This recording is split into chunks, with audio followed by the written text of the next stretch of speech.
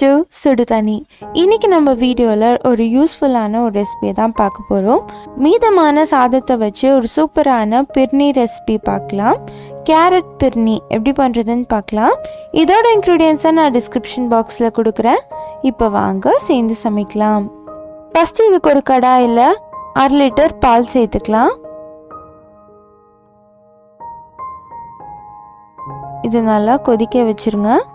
நல்லா பாயில் ஆகி வந்ததுக்கு அப்புறமா மீதமான சாதம் நான் இன்னைக்கு 1/2 கப் எடுத்திருக்கேன், அதை உள்ளே சேர்த்துக்கிறேன்.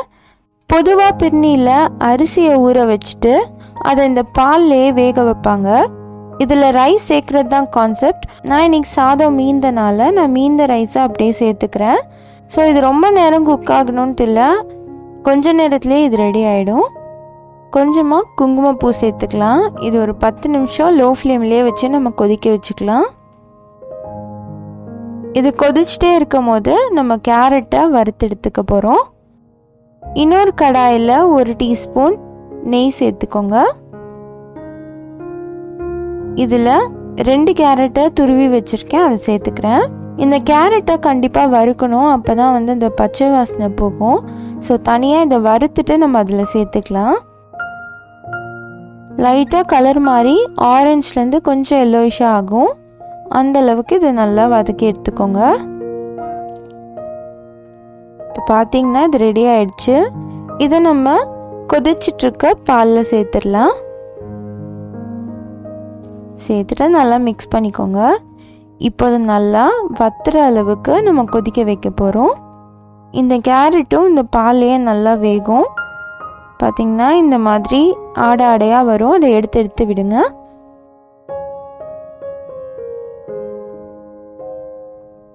இப்போ இதில் 1/2 கப் சர்க்கரை சேர்த்துக்கலாம்.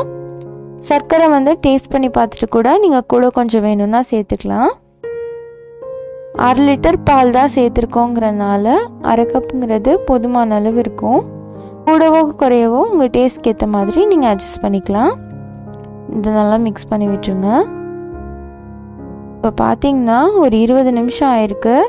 அப்பப்போ இதை கிண்டி விட்டுட்டே இருந்தேன். இந்த மாதிரி இது நல்லா வத்தி ரெடி ஆயிடுச்சு. கொஞ்சம் பால் ஊற்றி கூட நீங்கள் சர்வ் பண்ணலாம். இல்லை உங்களுக்கு கொஞ்சம் திக்காக சாப்பிட்ற மாதிரி இருக்கணும்னா கூட அந்த மாதிரி நீங்கள் சர்வ் பண்ணலாம். கடைசியாக இதில் கொஞ்சம் நட்ஸ் சேர்த்துக்கிறேன்.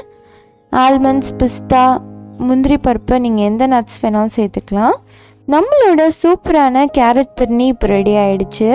குழந்தைங்களுக்கு கூட இது கொடுக்கலாம். ரொம்பவே ஹெல்த்தியான ஒரு ரெசிபி. குழந்தைங்களுக்கு கொடுக்கும் போது கொஞ்சம் சர்க்கரை கம்மி பண்ணிக்கோங்க.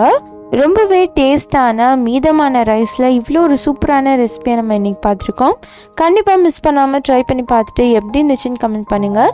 இந்த வீடியோ உங்களுக்கு பிடிச்சிருந்தா லைக் பண்ணுங்கள். சுடுதண்ணி சேனலை சப்ஸ்கிரைப் பண்ணுங்கள். தேங்க்யூ.